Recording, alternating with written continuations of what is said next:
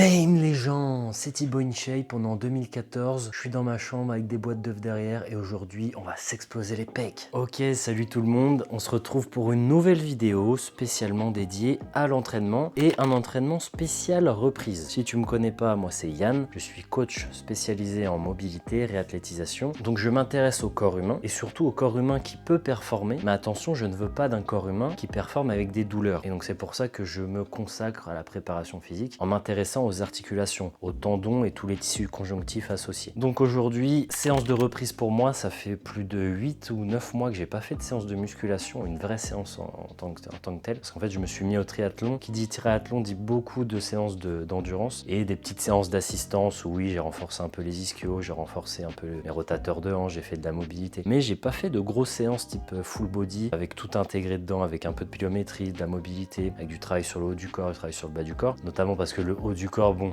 c'est hypertrophier les pecs, hypertrophier le dos, hypertrophier les épaules, c'est tout sauf productif quand tu fais du triathlon. Donc aujourd'hui, je vais quand même le faire parce que ça m'intéresse de développer un corps un peu plus hybride. À un moment, je m'étais un peu trop matrixé sur le triathlon, malgré mon humble niveau. Là, ça fait un mois qu'en fait, je m'entraîne plus vraiment. En fait, j'ai un peu perdu goût à ça. Je sais que ça va revenir parce que, bon, j'étais dans les travaux, tu sais, j'ai fait une vidéo spécialement dédiée au home gym qui est juste ici. Mais voilà, donc aujourd'hui, je viens déjà de m'échauffer. J'ai fait j'ai fait un échauffement complet où j'ai fait des racks. Les racks, je vais pas te les montrer là, mais je vais te mettre un lien. C'est un lien d'une vidéo non répertoriée que normalement j'envoie qu'à mes clients. Donc ils ont ça dans leur programme d'entraînement. Donc je te montre déjà les racks dans cette vidéo là. C'est offert. Tu as juste à cliquer dessus et comme ça tu le verras. Là, je vais faire un petit peu d'isométrie. Ça, je vais te le montrer quand même. Donc un peu d'isométrie, notamment sur le tendon d'Achille, sur le genou et sur les fléchisseurs de hanche. Ok, donc extenseur du genou. On va même faire un petit peu les fléchisseurs du genou et on va faire aussi les fléchisseurs de hanche. Enfin voilà. Parce que je vais faire un peu de gamme athlétique avant,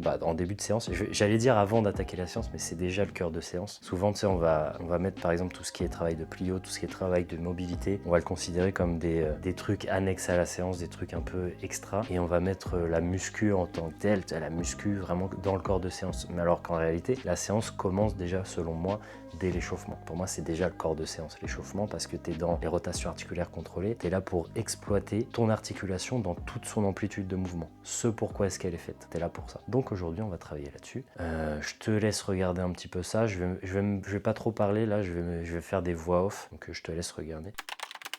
Bon, j'ai dit que j'allais pas vous montrer les rotations articulaires contrôlées, mais au final, je vous montre quand même deux petits extraits. Donc là, par exemple, je suis en train de travailler sur les hanches.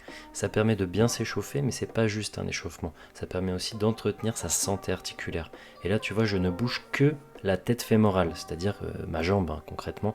Je ne compense pas avec mon dos, je ne compense pas avec mon genou. Vraiment, je ne me concentre que sur ma hanche et je vais chercher dans toutes ses amplitudes. Je te laisse regarder la vidéo en lien dans la description pour y voir un peu plus clair.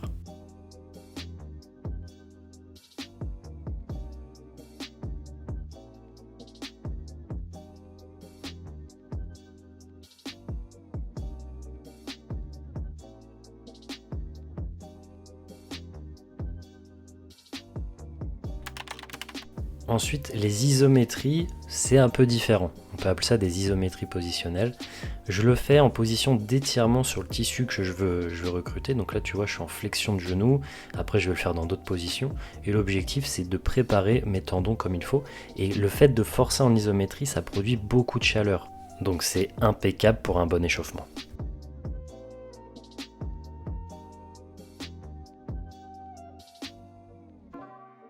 Là maintenant que j'ai fait toute mon isométrie, donc j'ai pas fait tout mon corps, mais j'ai fait les tissus principaux qui vont être sollicités, sachant qu'avant aussi j'avais fait des racks, donc t'inquiète pas qu'au niveau des hanches, des genoux et des chevilles, c'était déjà bien chaud. Et là j'ai vraiment fait une prévention des blessures, une prophylaxie au niveau tendineux. L'isométrie ça sert à ça. Là je vais faire de la pliométrie extensive avant de passer à un peu plus intensif. Sachant que moi, je fais vraiment la charge minimale effective, c'est-à-dire le minimum pour progresser. Là pour l'instant, petit saut, ou en tout cas pour ne pas perdre.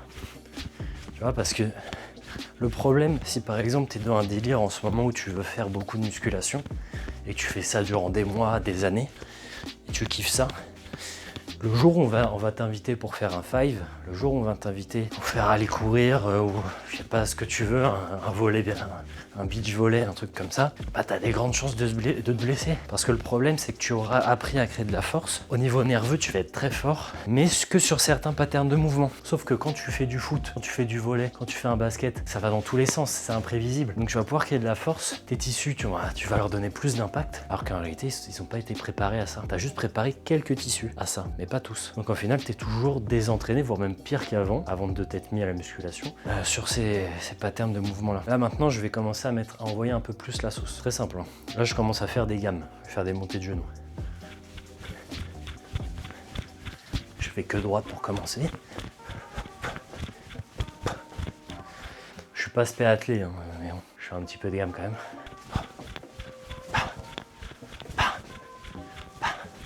Là, j'en vois moyennement.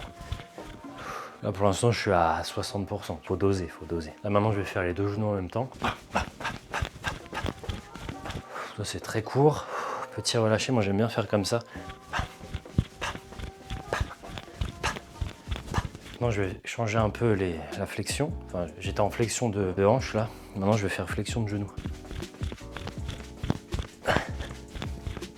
Là, l'objectif de cette séance, c'est vraiment d'être hybride, d'entretenir ça. Faut entretenir. Peu importe ton objectif, si t'es pas hyper spécialisé dans un sport et que tu fais pas du haut niveau dans ton domaine, je pense qu'il faut toujours faire un peu de tout. Tu vois, si par exemple, tu fais vraiment de la compète en force athlétique, te prends pas la tête à faire de la plio. Mais par contre, si t'as envie d'être bon un peu partout, pas être paumé, vaut mieux que tu t'entraînes un peu partout. Là, je vais commencer à faire un peu plus d'intensif, envoyer un peu plus haut, progressif toujours.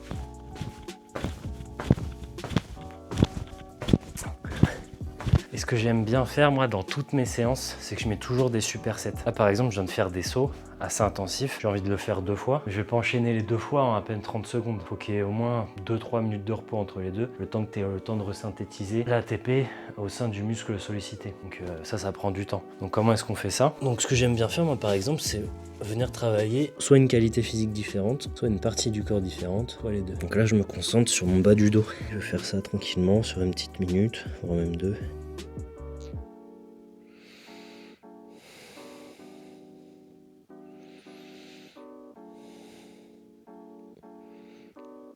Tu vois, pendant que je faisais ça, même si j'ai mis de l'intention dans le mouvement que j'étais en train de faire au sol, pendant que je faisais ça au niveau local, dans mes mollets, dans mes pieds, j'ai eu le temps de récupérer. Ça me permet d'attendre après juste une trentaine de secondes en termes de repos passif. Et avant de renvoyer la sauce sur des bonds, je vais y aller un peu plus fort.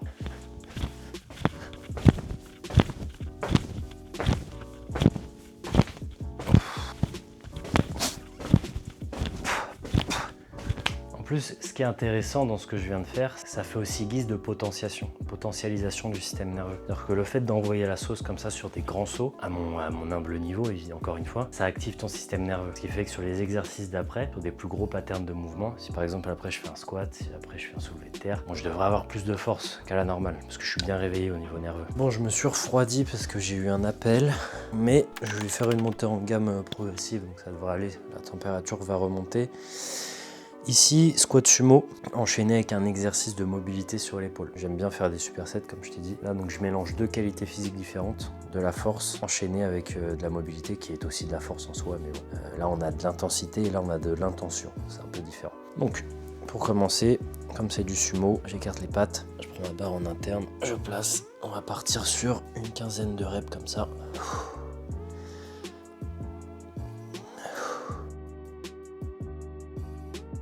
Un peu de maintien iso.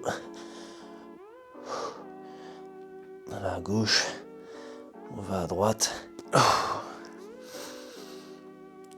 Je contracte bien les fessiers sur la poussée. Ok. Bon allez, je vais charger un petit peu cette barre.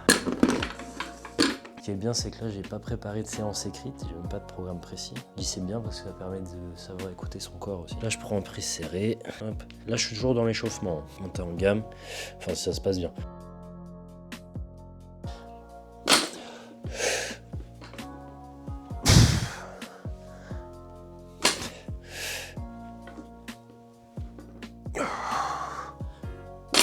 très bien. De toute façon, je vais pas monter très haut en termes de charge. Je pense que je m'arrêterai à environ 80. Ouais, donc le soulevé de terre, comme c'est du start and go, tu peux t'amuser à faire pas mal d'explosifs dessus. Donc en vrai, je sais peut-être que je vais me rester à K60, hein. Comme c'est vraiment une reprise. Des fois, il vaut mieux que ça soit un peu trop facile sur la première séance que de vouloir se la donner et après tu peux plus marcher pendant plusieurs jours. Ça sert à rien. Je place le dos, j'inspire, je repars sur 3 reps.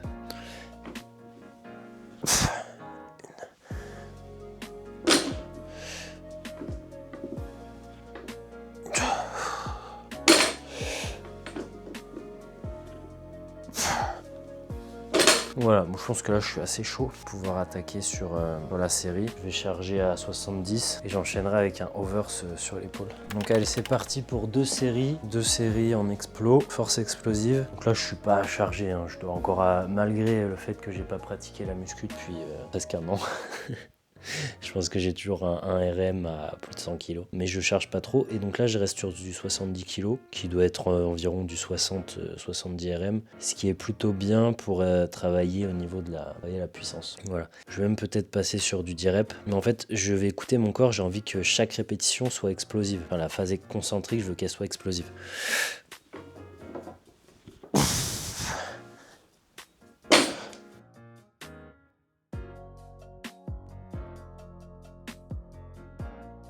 Je vais faire 1 minute par côté du mouvement que tu vas avoir.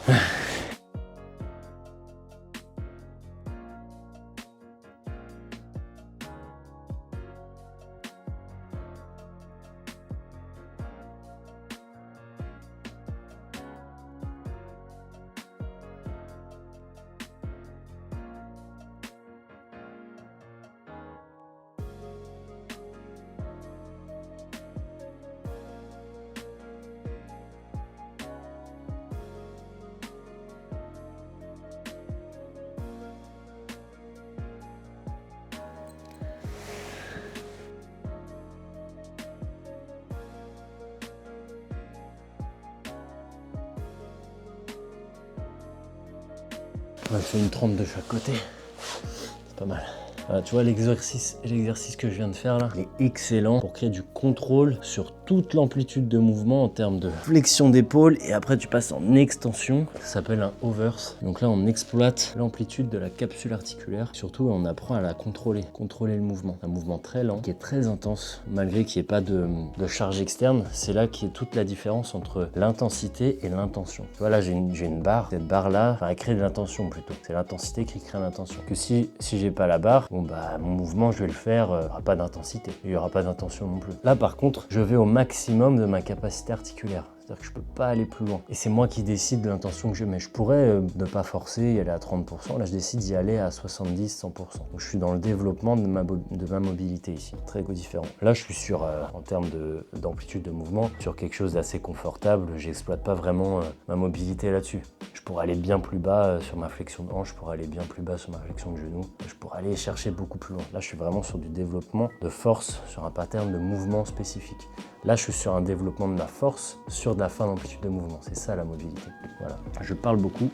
On va passer à la deuxième série. Deuxième et dernière, j'en ferai que 2. La charge suffisante, progresser avant de passer à la suite. Alors, on repart sur 10 reps, 10 petites répétitions.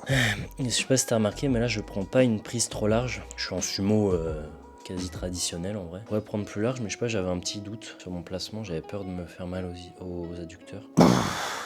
Une.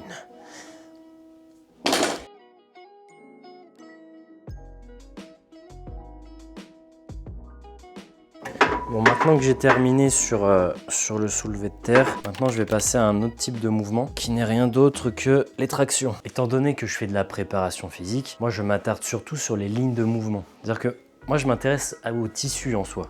Je m'intéresse pas tant au groupe musculaire que je suis en train de travailler. Même si c'est important, c'est sûr, de savoir ce que tu travailles, etc. Mais lorsque tu t'entraînes, il faut savoir parler un peu différemment. Faut pas parler qu'en « ah, je m'entraîne les pecs, je m'entraîne le dos, je m'entraîne les cuisses, je m'entraîne… » Tu vois. Faut plutôt penser en ligne de mouvement. Ça veut dire, je fais de la poussée verticale, je fais du tirage vertical, je fais du tirage horizontal, je fais du tirage incliné, la poussée inclinée, tu vois. Et quand tu te fais un programme, quand tu te fais des séances, faut que tu penses comme ça et ça te permet d'avoir un programme bien équilibré, un travail bien équilibré. Parce que par exemple, si je fais 5 mouvements dans la séance ou dans la semaine qui sont de la poussée horizontale, et que j'en ai qu'un qui fait la poussée inclinée, ou alors que j'en ai 3 qui sont avec les coudes serrés, j'en ai 0 qui sont avec les coudes écartés. Tu vois, ce genre de truc, au bout d'un moment, je vais créer des déséquilibres. Et donc, quand tu penses plus large, pas juste en groupe musculaire, ça te permet d'éviter les déséquilibres et de bien tout travailler. Et surtout, travailler ton corps en fonction de ce que tu veux faire. Tu vois, parce que oui, il faut penser de manière équilibrée pour la santé, travailler un peu de tout. C'est-à-dire, bon, je travaille la chaîne postérieure, je travaille la chaîne antérieure, mais il faut aussi penser à ce que tu fais comme activité physique, tu vois. Si par exemple, bon, t'es nageur, t'as pas besoin de faire un gros soulevé de terre comme je viens de faire en sumo. À part si t'es sprinter, et dans ce cas-là, bon, ça va être plutôt vraiment de la force pure, tu vas pas aller sur du 10 reps qui risque de t'hypertrophier. Enfin voilà, tu vois, après, c'est toute une logique que tu as dans tes entraînements. Faut le mettre dans le contexte. C'est bon. Donc là, au niveau des épaules, l'avantage, c'est que je suis déjà chaud, donc je suis prêt pour faire des tractions, du tirage vertical. Je vais le faire en prise A. Ça, c'est la prise A, ça, c'est la prise I, ça, c'est la prise T. Du moyen mémotechnique qu'on utilise en prépa physique. Donc, je prends largeur d'épaule et puis je vais me prendre la tête, je l'ai fait au poids du corps. Après toi, si tu veux faire la même séance, bon, t'adaptes à ton niveau. Hop, ouais, c'est parti. Et ça, je vais l'enchaîner cette fois-ci avec un exercice d'assistance, donc qui tape moins sur le système nerveux, qui demande moins de production de force.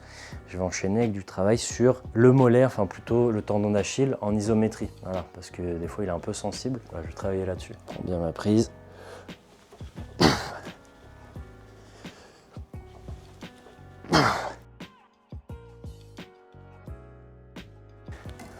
Reps. Franchement, je me surprends parce que ça fait... J'arrive à taper 10 reps, mais ça fait vraiment longtemps que j'ai pas fait de muscu. Après, j'ai fait de la natation. Je le maintiens quand même. Tu sais, il y a aussi ces histoires d'études où ils font des groupes. T'as un groupe qui fait de la muscu et t'as un autre groupe qui va faire que de l'imagerie mentale. Donc là, j'enchaîne. Avec un travail sur le tendon d'Achille. Il me faut un point fixe. Je vais même mettre devant ça, ça sera mieux. Donc là, je sais pas, j'ai environ 26 kilos, je crois. Donc là, je tiens cette position durant 1 minute. J'ai environ 70% de mon RM, je pense. C'est approximatif, j'ai pas testé mon RM sur ça. Mais c'est au ressenti. Je sais qu'à la fin de la minute, ça tremble bien. Je pourrais pas en faire beaucoup plus. Oui, donc je disais, je suis assez surpris de mon niveau aux tractions. J'ai réussi à faire 10 reps, sachant que j'ai rien fait vraiment pendant 8-9 mois en termes de musculation. J'ai fait de la natation, donc ça entretient quand même au niveau du tirage. Mais je pense aussi qu'il y a un truc qui est indéniable, c'est l'imagerie mentale. C'est-à-dire que moi, comme je suis coach, je coach des gens qui font du tirage, qui font de tout. Hop, et je maintiens.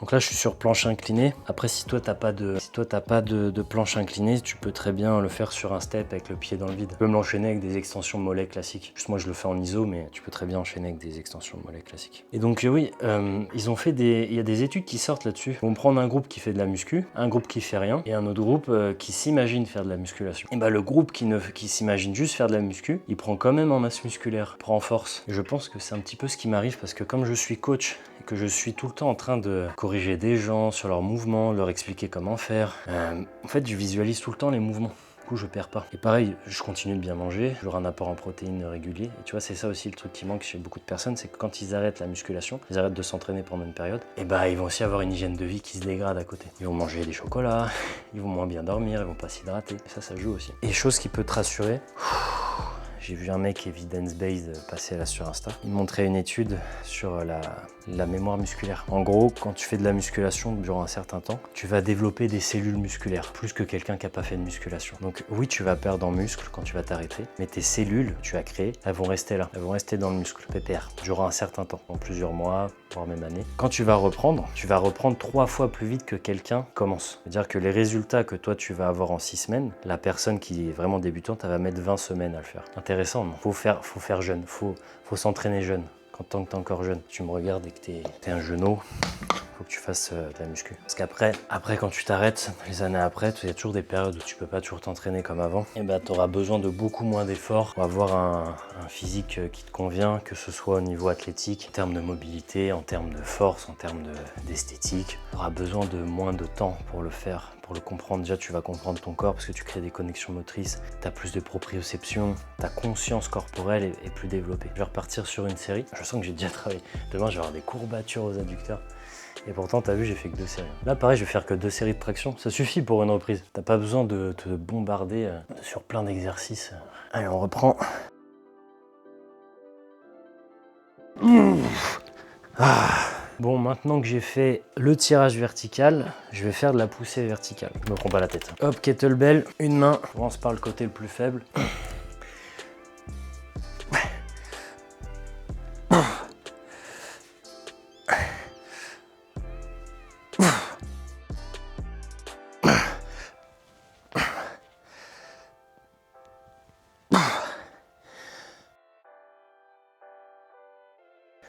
Là, c'est dur, c'est limite du cirque que je fais. Normalement, quand tu veux produire de la force, tu rajoutes pas de déséquilibre en même temps. Sinon tu vas au cirque Bouglione, quoi. Donc, je vais enchaîner avec du travail sur les fléchisseurs de hanches en position d'étirement. On va passer à cette étape maintenant. Je travaille mon fléchisseur de hanches en position d'étirement vers les abdos et on maintient. Je me concentre pour pousser vers le haut avec mon tibia. 30 secondes. Je vais faire 30 secondes par côté. Bon, je vais refaire au kettlebell.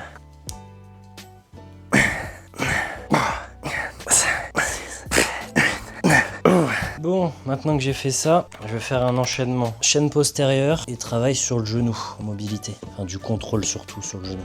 Avec la mobilité que j'ai déjà, mais bon, je vais essayer d'aller encore plus loin sur la capsule articulaire. Donc là, le classique, un banc à lombaire. Je pense que là, on est pas mal. Mais là, je vais le faire spécialement décomposé pour le dos. Donc, je vais le faire très très lentement. Ok, c'est parti. On met en l'air. On part sur 1 minute de contrôle.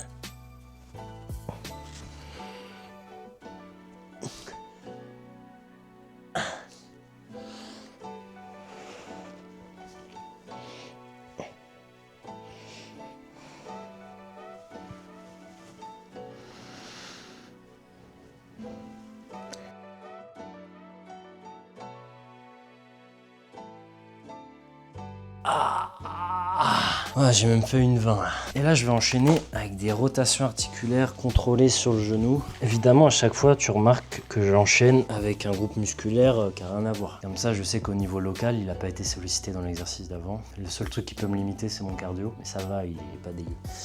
Donc, je vais partir sur 1 minute sous tension. Et là je vais faire des racks capsulaires. Rotation articulaire contrôlée capsulaire. Le genou vient de craquer.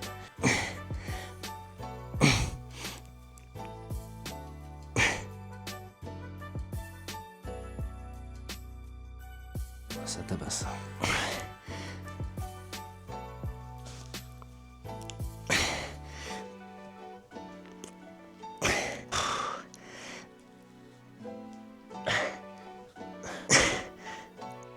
Sur cet enchaînement-là, je fais qu'une série, parce qu'après je vais en finir sur un dernier exo, et après j'arrêterai là. Donc là, je vais faire le dernier enchaînement. Je vais travailler sur ma partie lombaire, la capacité à arrondir le dos en activant bien les abdominaux ici, la sangle abdominale. Donc mon objectif, c'est de rendre mes vertèbres plus résilientes, c'est-à-dire leur augmenter leur capacité à accepter la contrainte dans toutes les directions. Donc là, je vais les travailler sur la direction flexion. Et j'enchaînerai avec du travail sur les ischio-jambiers, sur tous les ischio-jambiers, sur tous ces tissus-là, parce que quand tu dis je travaille les ischio-jambiers, c'était toujours dans l'axe, sur de la flexion, si on parle de travail d'ischio en flexion, parce que je les ai aussi travaillé en extension tout à l'heure sur le sumo. Là, si je travaille en flexion de genou, je peux aussi chercher la rotation externe de genou, la rotation interne, je peux aller travailler la rotation interne de hanche, la rotation externe, tu vois.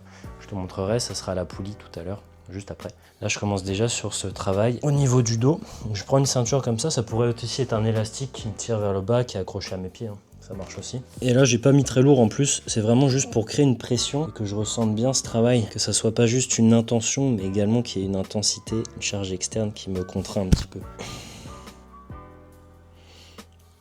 Et là, je viens pousser.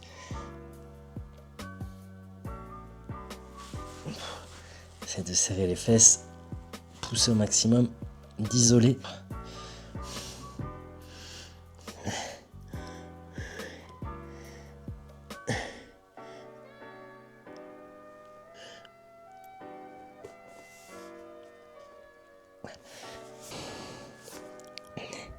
Et là, je suis à 100% sur mes lombaires. Dû faire 1 minute 30, 2 minutes. Et je vais finir donc sur l'autre avec cet exercice. J'ai pris cette boîte comme c'est bien parce que je peux régler la hauteur du banc. Après, tu peux le faire sur un banc normal et tu peux aussi utiliser juste un élastique. Tu vas vite comprendre. Je commence par mon côté faible. En fait, moi, je me suis fait opérer des croisés il y a 10 ans maintenant, 11 ans même. Et ils m'ont prélevé ils m'ont prélevé un bout de la patte doigt. D'ailleurs, c'est encore collé, là, tu vois, quand je fais ça. Là, tu vois ma peau bouger. Même à travers le jogging, tu vois. Là, je contracte mon ischio, ça bouge. En fait, parce qu'il me manque un bout d'ischio et en fait, j'ai jamais récupéré ma pleine force sur la flexion. Après, je t'avoue, j'ai jamais travaillé hyper sérieusement. Mais en tout cas, je suis plus fort à gauche. Je le sens, j'ai plus de flexion. Donc voilà, donc ça, c'est un truc qu'il faudrait que je travaille davantage. Et donc, c'est d'ailleurs ce que je vais faire là. Et si vraiment c'était ma priorité, bah, je le ferai en début de séance. Chose que je n'ai pas fait. Donc ici, déjà, il faut trouver sa charge adéquate. Moi, je ne vais pas mettre trop lourd non plus, mais je ne vais pas mettre trop léger. Parce que si je mets trop léger, bah, c'est pas très utile. Sachant que là, en plus, je suis en mode poulie double. Donc ça veut dire que là, j'ai mis 18 kg. Mais poulie double, ça veut dire que en fait, je lève la moitié. Là, je suis en train de lever 9 kg. Là, je pense qu'on est pas mal. 9 kg sur une tenue dans au moins une minute. Là, ce que je vais faire, en fait, c'est que je vais me mettre en flexion volontaire. Et mon but, ça va être de maintenir cette flexion et de la retenir le plus possible. Et je vais jouer avec les rotations de hanches et les rotations de genoux, tu vois. Et ça va faire que je vais solliciter les tissus de façon très différente. Et d'ailleurs, c'est aussi un moyen de sentir les faiblesses. Parce que certainement, quand je vais à la rotation interne, et du coup, je vais solliciter davantage le bout qu'ils m'ont enlevé, bah, je le sens, tu vois. Donc allez, trêve de bavardage, c'est parti.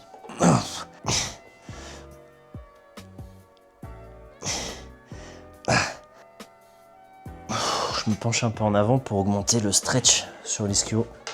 Ah, tu vois là, il arrive pas à m'emmener la poulie. Elle arrive pas. C'est que c'est un peu trop léger. Mais bon, je vais pas trop forcer aujourd'hui.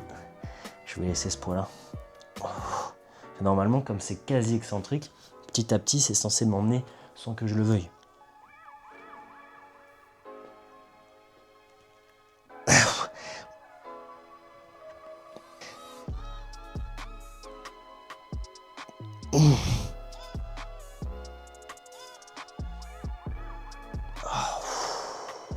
Ouais, je suis vraiment sous maximal là. Je dois être à 60% de mes capacités. Même si je grimace, parce que je me concentre et que je suis un acteur aussi. Mais sinon, c'est pas hyper dur quoi. Je vais faire la même chose de l'autre côté, si j'arrive à me décrocher. Et je vais me filmer d'un train. Oh putain, je sens quand même que j'ai bossé. Je retire ce que je viens de dire. Je m'accroche de l'autre côté. Et tu vois, si t'as regardé ma vidéo, si je l'ai sortie d'ailleurs, normalement je l'ai sortie. Si t'as regardé ma vidéo sur la création du home gym, là maintenant tu comprends pourquoi je voulais une poulie normale, pourquoi je veux des choses en fait que je peux installer comme je veux. Parce que si tu te prends une station de musculation qui te dicte les mouvements que tu dois faire, bah en fait tu perds une capacité énorme. On va essayer de faire 2 minutes aussi, hein. Comme ça il n'y aura pas de jaloux. Ouais, faut pas sous-estimer le travail isométrique. Ça là-bas.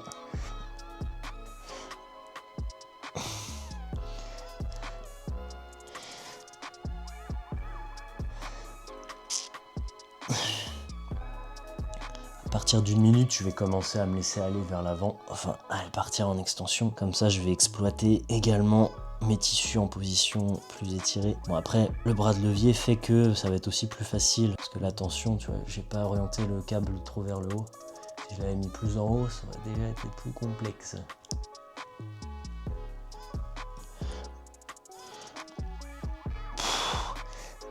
Ouais, ça fait 1 minute 10.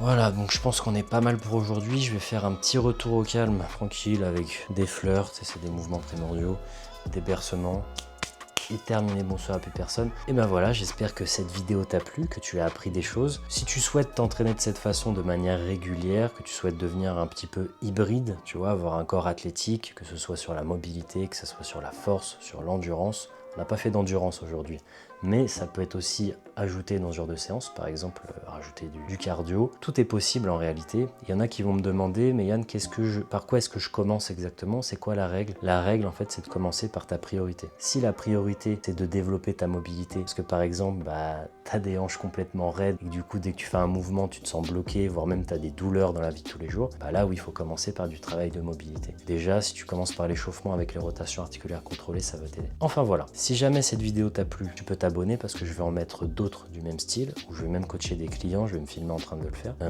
Également, tu peux lâcher un like, moi ça m'aide. Et puis si tu aimerais t'entraîner vraiment de manière précise et structurée, en sachant quoi faire de manière sécurisée, eh bien tu as deux solutions. Soit tu m'envoies un mail, je te mets le lien dans la description, et puis on discute ensemble, et puis ensuite on verra pour caler un appel. Ou alors si vraiment tu es décidé à parler avec moi, je te laisse un autre lien dans la description, et là tu pourras directement réserver un appel gratuit avec moi. C'est un appel qui va durer 15 à 20 minutes. L'objectif c'est qu'on fasse connaissance et que je puisse voir si je peux t'aider dans ta situation actuelle. Enfin voilà, moi ma spécialité c'est vraiment d'aider les personnes qui ont des soucis de mobilité, qui ont eu des anciennes blessures, voire même qui en ont actuellement, et je les aide à retourner vers leur entraînement, à retourner dans la performance. Donc c'est pas de la kiné, c'est de la réathlétisation, c'est de la préparation physique, et ça se fait à distance. Donc je te mets une application de suivi, etc. Enfin voilà, je te referai une vidéo plus spécifique là-dessus. Bon, en tout cas, si cette vidéo t'a plu, les autres vidéos te plairont, alors reste branché, ciao.